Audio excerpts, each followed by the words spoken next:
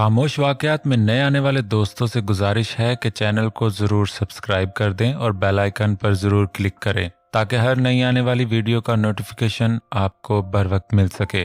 तो चलते हैं आज के एपिसोड की जानिब। पुत्र, तुम्हें कहा तो था कि हरम को भी अपने साथ काम पर ले जाया कर। यहाँ बेचारी सारा दिन बोर होती रहती है।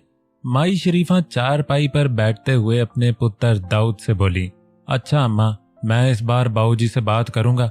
अगर उनकी हवेली में किसी औरत की जरूरत हुई तो मैं हरम को भी साथ ले जाऊंगा। माई शरीफा का पुत्र दाऊद चारपाई पर बैठा खाना खाते हुए बोला। माई शरीफा अपने बेटे को समझाते हुए बोली, हाँ पुत्र, नई नवेली दुल्हन है, उसका भी तो दिल करता है कि वो अपने बंदे पास रहे। 100 सुख की 100 दुख की करनी पड़ जाती है। मेरा क्या कसूर पुत्र, पता नहीं अब की खाई दोबारा खानी नसीब हो या नहीं। और तेरे पास रहेगी तो इसका भी दिल लगा रहेगा और कुछ पैसे भी बन जाएंगे। सबसे पहले तो ये गैस वाला चूल्हा लेना है। मेरी पुप्पो की बेटी बता रही थी कि इस पर रोटियां भी जल्दी पक जाती हैं और धुआं भी नहीं होता।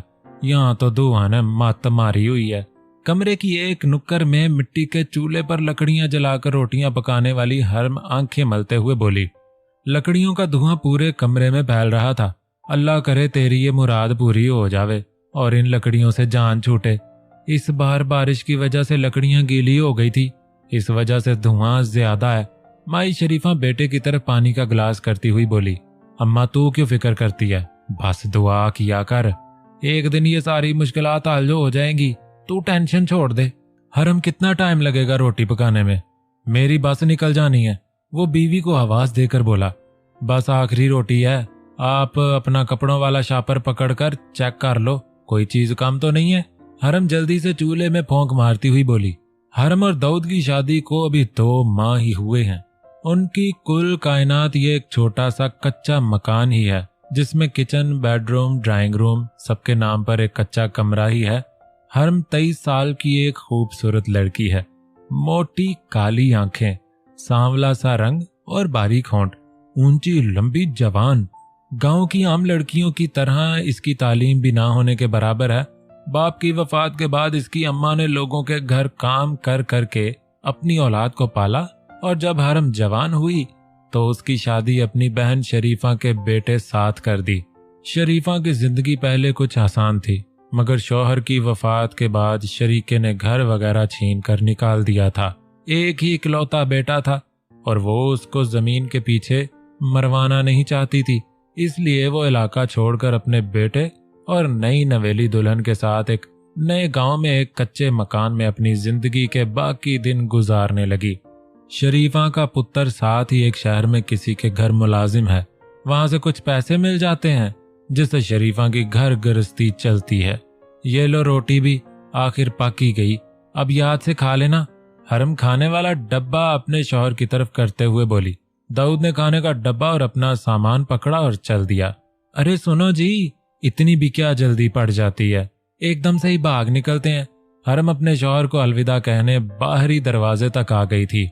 दाऊद, जल्दी से बोलो, अगर बस निकल गई ना तो अगली बस सुबह ही मिलेगी।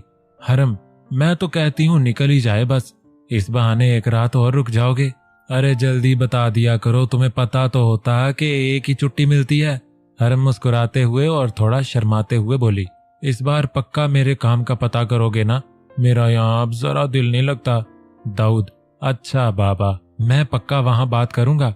हरम, हाँ, इसमें अपना ही फायदा है, ज्यादा पैसे बन जाएंगे तो हमारे ही काम आएंगे ना। अब मैं जाऊं या और भी कुछ कहना? दाऊद मुंह बनाते हुए बोला, कहना तो इतना कुछ है मगर फिर बस निकल जानी है। हरम मुस्कुराते हुए बोली, तुम्हारी बातें नहीं खत्म हो सकती कभी, तुम अम्मा का और अपना ख्याल रखना, मैं चलता हूँ अब। दाऊद जाते हुए बोला। हरम, वो शहरियों की तरह हाथ हिला हिला कर तो करो, वो क्या कहते हैं, हाँ bye bye. Dawood, bye bye दूर जाकर करते हैं पगली। हरम, अच्छा चल दूर जाकर, मैं यहाँ से देखती हूँ। एक बड़े खूबसूरत हाल में कालीन बिछे हैं, कालीनों पर सैकड़ों औरतें और मर्द परेशान हाल मुंह लटकाए बैठे हैं। लोगों का सारा ध्यान सामने मौजूद खूबसूरत दीवान की तरफ है जिसके ऊपर बड़ी खूबसूरत दाढ़ी, लंबे बालों और पुरनूर रंगत वाला शख्स शाल ओढ़े आंखें बंद करके बैठा हुआ है। ये शख्स पीर दिलदार शाह है और ये हाल पीर दिलदार शाह का आस्थाना है, जहां शहर भर के लोग अपने मसाइल हल करवाने आते हैं और मन्नतें मानते हैं। एक 60 साल औरत मजमे में बैठी औरतों में से उठकर आई और पीर दिलदार शाह के कदमों में बैठते हुए बोली, बाबा जी दुआ करें, मेरा बेटा बहुत बीमार है। बाबा जी मेरा एक ही बेटा है। बाबा जी आप तो सब कुछ जानते हैं। बाबा जी मुझे बूढ़ी का एक वही तो आसरा है। बाबा जी।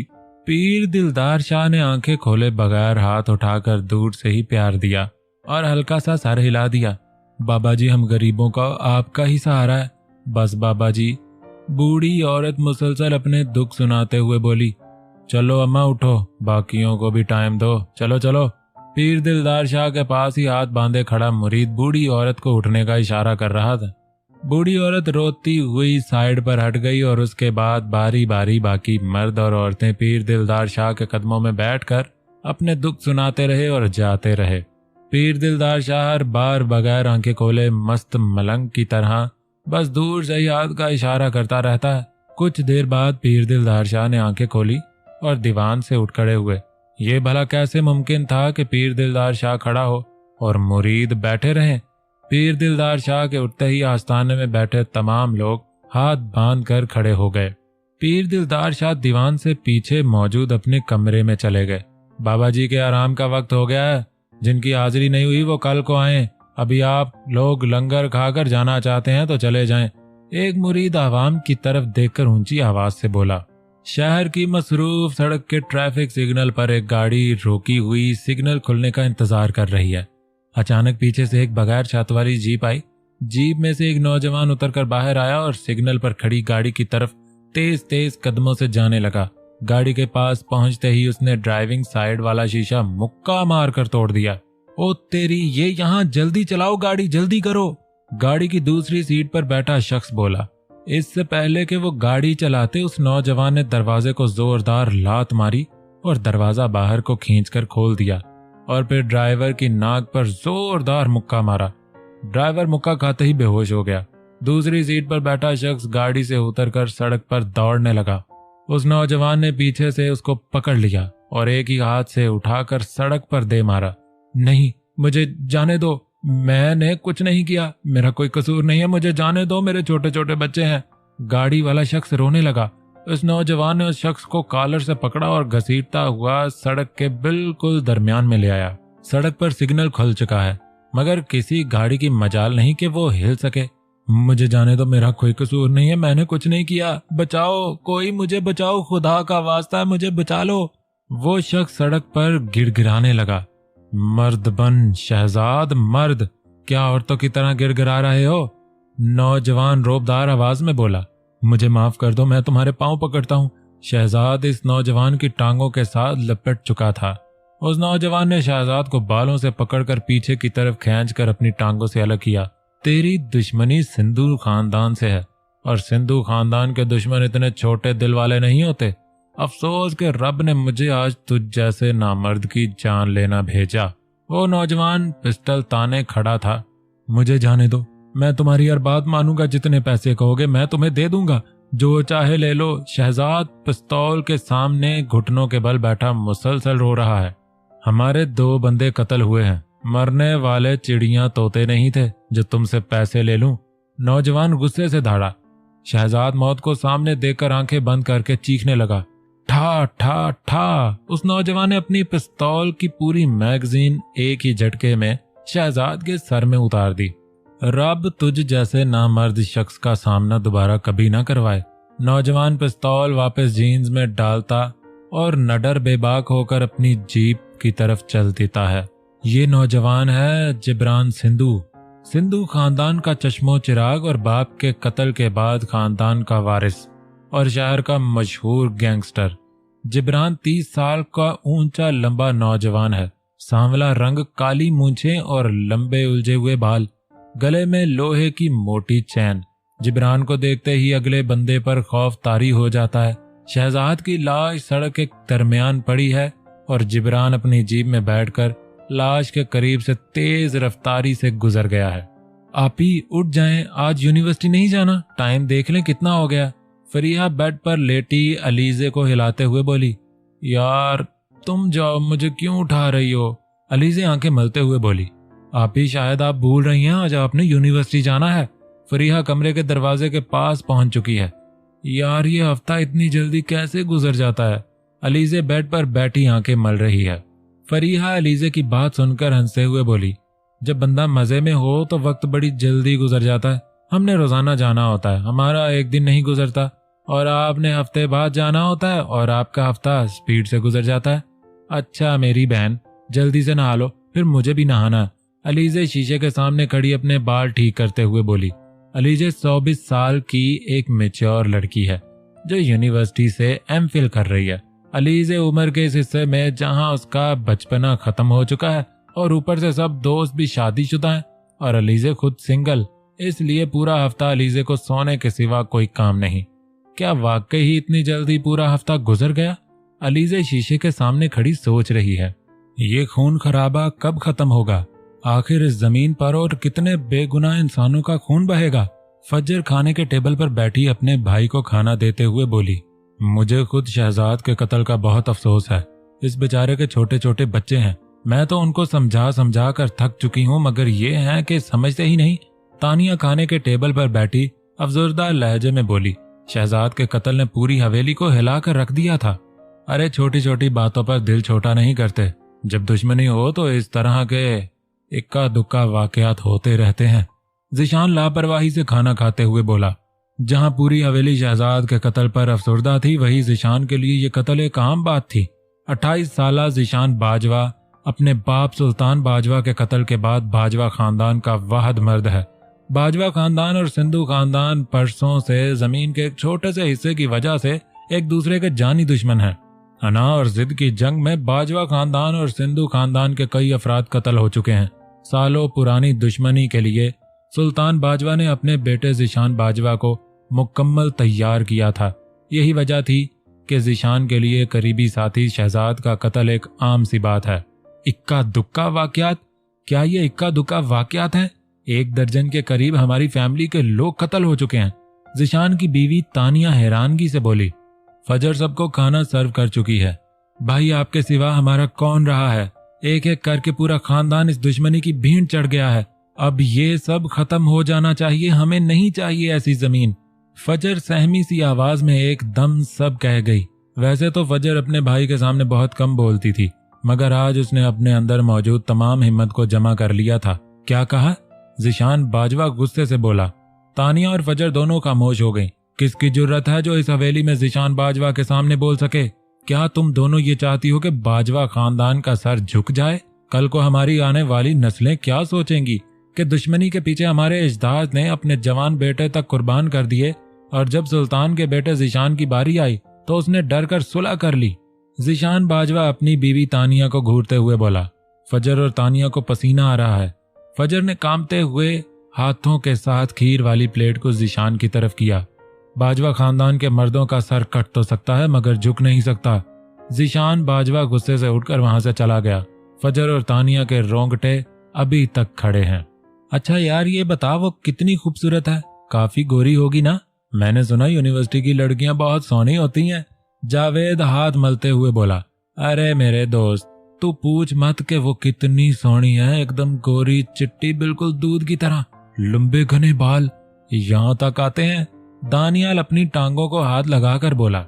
जावेद हैरानगी से अपने दोस्त दानियाल की तरफ देख रहा है। और उसका कद कुछ पूछ ही मत, बिल्कुल मेरे बराबर पतली सी कमर, बारीक बारीक होंठ, लंबी सी नाक, भरा हुआ जिस्म, एकदम पटाखा नहीं, वो जो बम होता है ना, जो शबे बारात पर सबसे आखिर पर चलाते हैं, वो वाला बम है वो लड़की। दानियाल पुरजोश अंदाज में बोला। अरे यार इतनी खूबसूरत बच्ची तुमने सेट कैसे की यार? कैसे कर लेता है तू? जावेद पास रखी कुर्सी पर बैठ गया। अरे तुझे फिर पता ही है अपने भाई का। तेरा भाई बेशक कम लड़कियां सेट करता, मगर करता कमाल की है।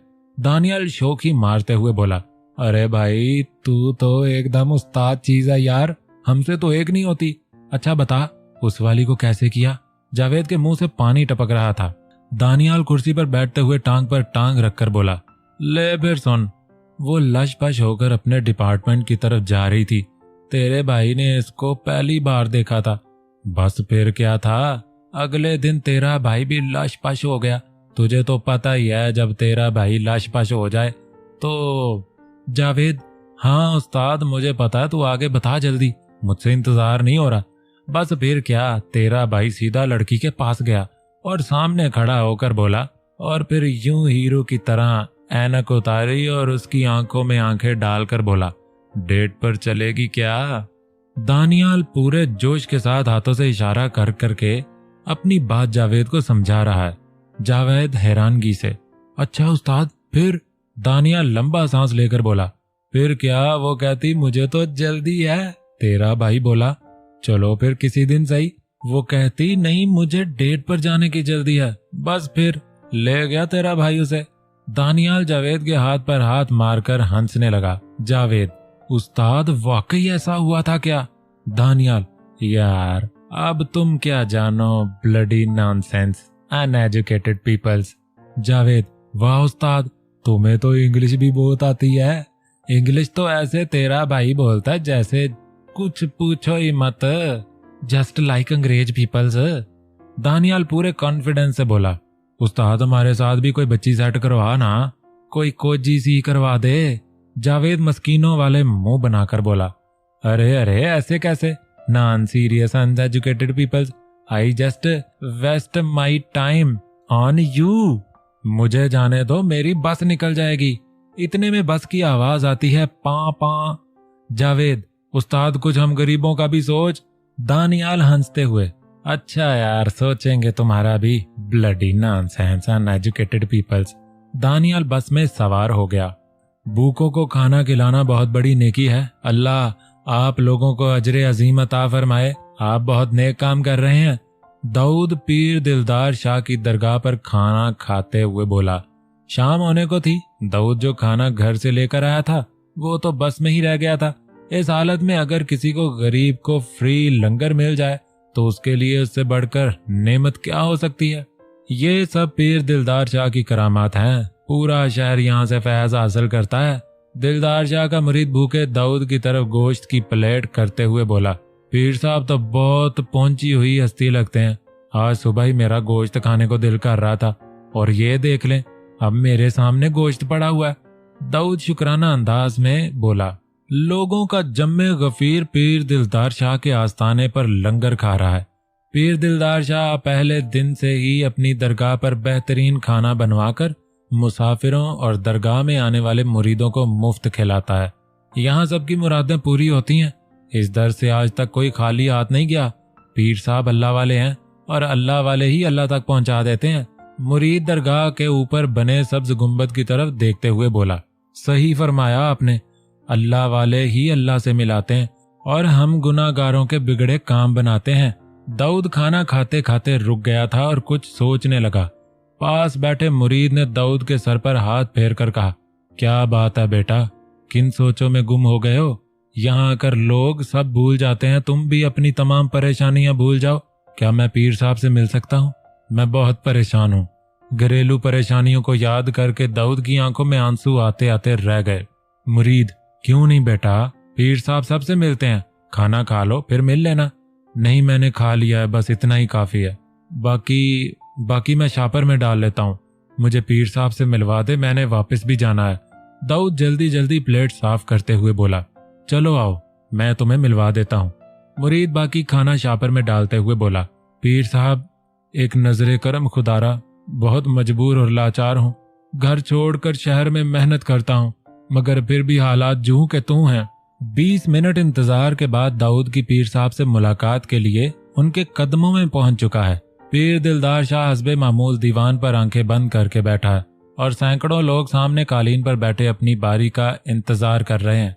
पीर दिलदार शाह ने दाऊद की बात सुनी और हस्बे मामूल हाथ हवा में बुलंद कर दिया, सरकार ये पहली बार बारगाह पर आया है, हालात से बहुत तंग है, इसके लिए दुआ कर दें। दाऊद को पीर साहब से मिलवाने वाला पीर साहब का मुरीद मौदबाना अंदाज में हाथ बांध कर बोला, सरकार बस एक नजरे करम, हम गरीबों का आपके सिवा कोई नहीं।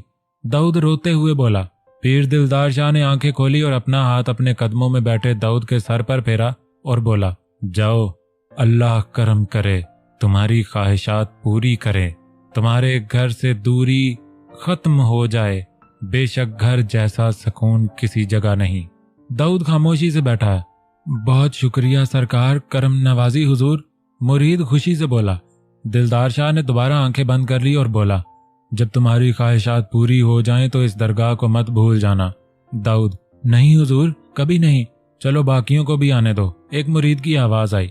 दाऊद उस खास मुरीद के साथ वहां से निकल आया। बस अब बेफिक्र हो जाओ, पीर साहब ने कह दिया, अब तुम्हारी तमाम मुश्किलात आसान हो जाएंगी। मुरीद दाऊद को दिलासा देते हुए बोला। कुछ देर बाद दाऊद वहां से चला गया, मगर दिलदार शाह की दरगाह की रौनक अभी भी ज्यों की त्यों है।